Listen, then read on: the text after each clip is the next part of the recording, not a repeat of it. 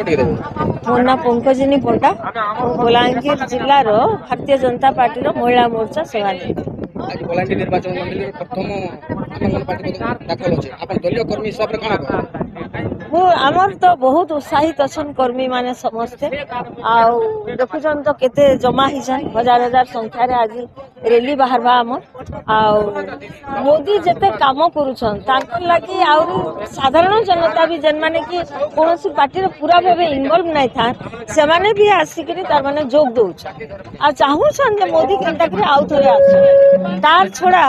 Double engine सरकार हला बेसी सुविधा रे काम करिया जेतु मोदी शीर्ष के नौछन हमर भारत के आज पृथ्वी रे भारत रो स्थान जते ऊंचा के गला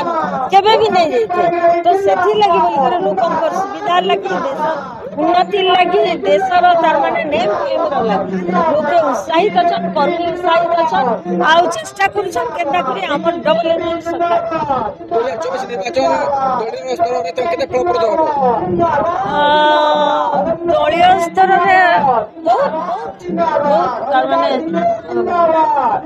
हमर तो दल तरफ समस्त तार माने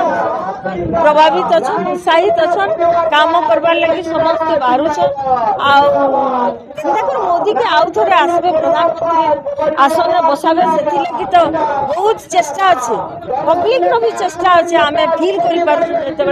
फिल्ड ऊपर बुलुछु जे मोदी के लोग केते पसंद करूछन आ केते चाहूछन दलीय कर्मी भी से लगी उत्साहित अछन लोकन को उत्साह देखि के आउ उत्साह बढ़ी जाउछे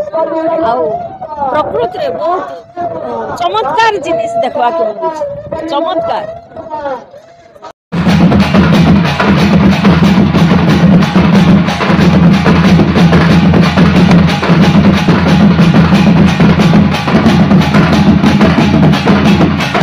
नमस्कार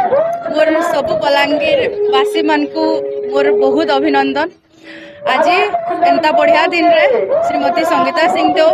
मुकेश महालिंग आज्ञा आ गोपाल जी पाणीरे आज्ञा निजर प्रार्थी पत्र दाखल करबे से लगे आप देखी पारे स्वतः प्रकृत भाव में बहुत लोकर भिड़ जमी है। आम आशा करुचु बलांगीरवासी आमको मौका देवे ओडिशा रे डबल इंजिन सरकार होगा आ बलांगीर वासी हेल्प करवा लगे सहायता करवा लगे आमको से माने चांस मुझे बहुत खुशी अच्छे आज बाकी दिन रे मुई एड़े बड़ रैली रो पार्ट वाले जाऊँ मुझे बहुत खुशी अच्छे।